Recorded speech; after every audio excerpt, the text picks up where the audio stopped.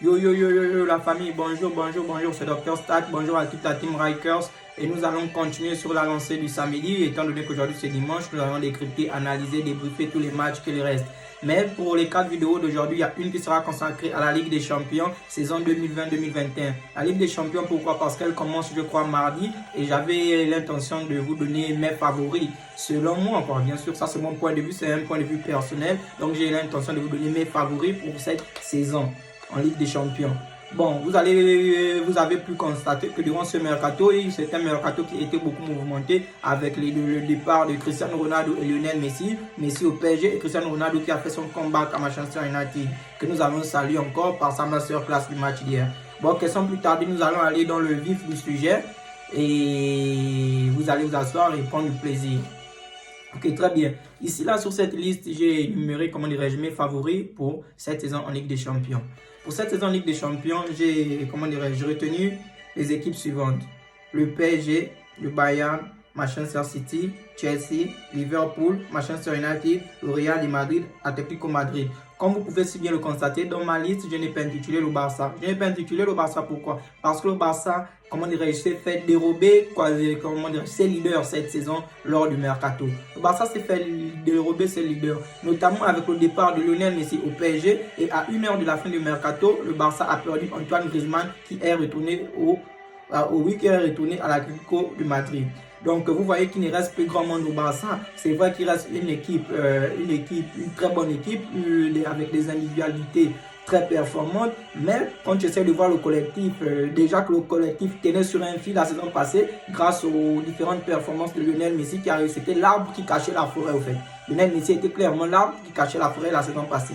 Ni reste qui à Barcelone, tu as Ousmane Dembélé. Très bon, Ansu Fati, très bon, il a même récupéré de Sardis, je tiens à le féliciter pour ça.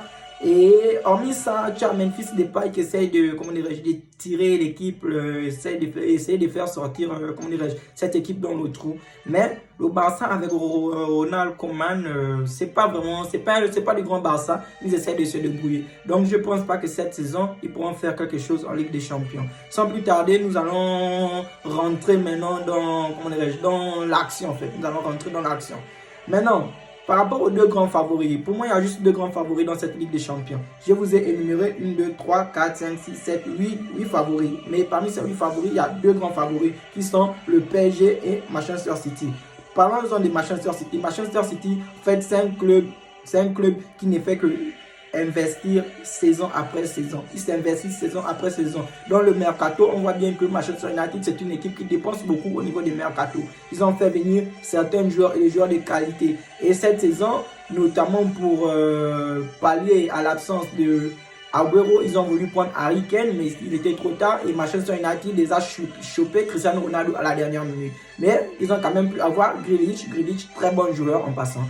Donc nous allons dire que Manchester City continue sur sa lancée sur ces 4-5 dernières années. Manchester City propose du bon football avec Pep Guardiola à la baguette. Donc City pour moi reste le grand favori pour remporter cette Ligue des Champions, suivi du PSG, le PSG qui s'est renforcé cette saison avec Lionel Messi sur la ligne de l'attaque. En milieu de terrain, ils ont pris Wijnaldum et en défense, ils sont renforcés avec Sergio Ramos. Sans oublier que dans les goals, ils ont deux excellents gardiens, Keylor Navas et Donnarumma. Très bonne équipe.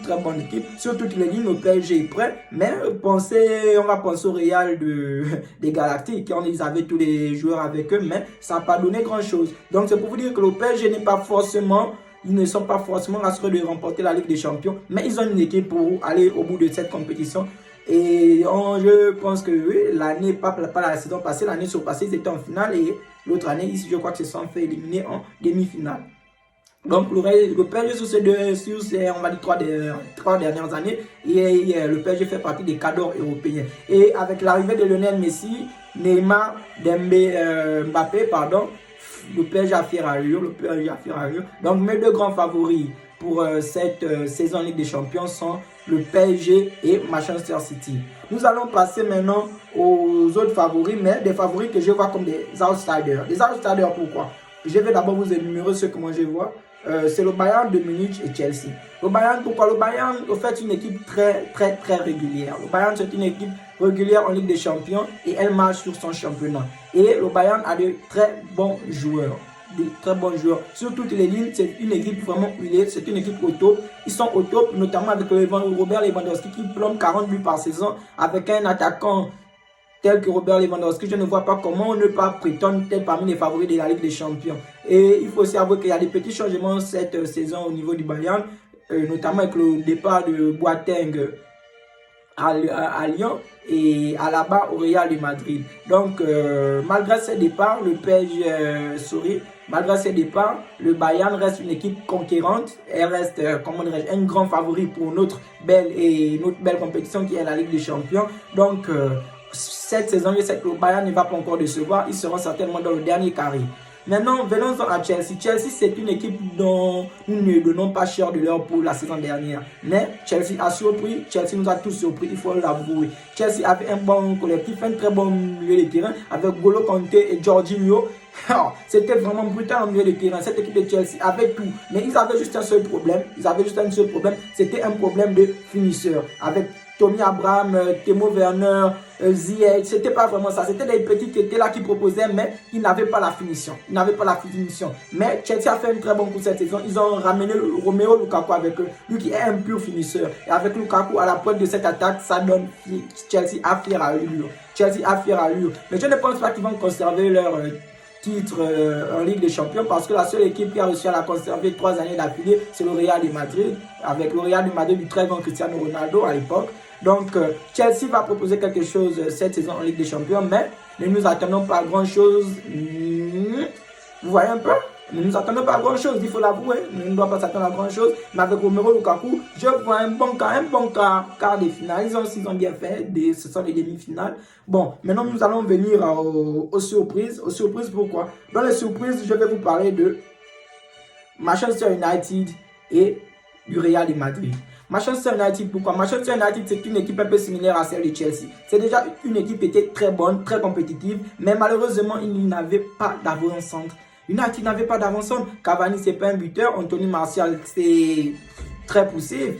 Mason Greenwood, c'est la même gamme que Martial. Donc, les petits proposaient de bons jeux, ils avaient du bon football, mais ils n'avaient pas quand même pour finir les occasions. Et comme nous avons pu voir hier, ils ont pu trouver le finisseur qui les manquait, avec un Cristiano Ronaldo à la pointe de cette attaque pour nous plomber de but. Cette saison, United a très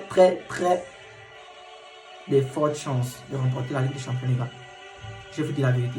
United a de très fortes chances de remporter la Ligue des Champions. Sans oublier que M. Cristiano, c'est M. Champions League. En Ligue des Champions, il ne déçoit pas. Notamment les dernières années avec la Juve. Malgré que la Juve était en difficulté, il s'arrangeait toujours à plomber ses buts. Et les grands matchs, il a toujours confirmé. Donc, cette saison, je vous dis qu'on peut compter sur Manchester United en Ligue des Champions. Maintenant, venons au Real de Madrid. Le Real de Madrid, c'est une équipe un peu surprenante. C'est une équipe surprenante avec des trentenaires. On a des trentenaires titulaires dans cette équipe, à l'instar de Toni Kroos, Modric, Casemiro, Karim Benzema, les Carvajal et le reste. C'est une bonne équipe, des joueurs qui se connaissent, mais avec le retour de Carlo Ancelotti, celui qui a permis au Real d'avoir la décima, et de retour, et c'est un très bon coach, Carlo Ancelotti, il n'est plus à présenter, donc je pense que le Real de Madrid pourra proposer quelque chose, et avec le retour de Gareth Bale qui a fait pour préciser une bonne moitié de saison avec Tottenham la saison dernière.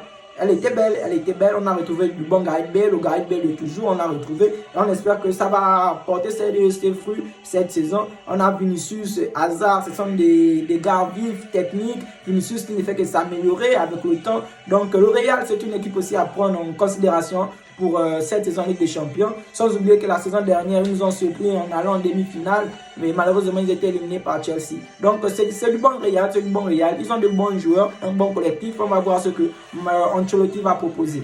Et pour finir, nous allons parler de l'Atlético de Madrid. L'Atlético de Madrid, pourquoi? Parce que nous allons dire la vérité, les gars. L'Atlético de Madrid a le meilleur collectif en ce moment en Espagne. Et oui, l'Atlético de Madrid a le meilleur collectif en Espagne. Pourquoi? Parce qu'avec le retour de Antoine Griezmann à la maison, ils avaient déjà Suarez à l'Atlético de Madrid. João Félix, au petit génie portugais. Regarde, ça fait peur. Ça fait peur. Sans oublier des pôles. L'Atlético de Madrid a tout pour conserver son titre en Liga cette saison. Je ne vois pas le Barça et le Real de Madrid aller titiller l'Atlético de Madrid si Diego Simeone se gère, si les cochonneros se gèrent, si les défenseurs se gèrent, si leurs gardiens se gèrent. Je vois que l'Atlético de Madrid sera toujours champion. Donc, pour finir, les gars, je vais vous dire que la Ligue des Champions promet cette saison. Et Diego Simeone n'a pas le droit de se cacher cette saison parce qu'il a tendance à se cacher. Il a un collectif pour aller au bout de la Ligue des Champions. Il a un collectif pour remporter cette Liga, ce beau championnat. Donc, sur ce, les gars, nous allons nous dire au revoir et se capter plus tard pour débriefer le reste des matchs qui sont à venir. Donc, super, c'est la famille Rikers. Abonnez-vous. Kaja!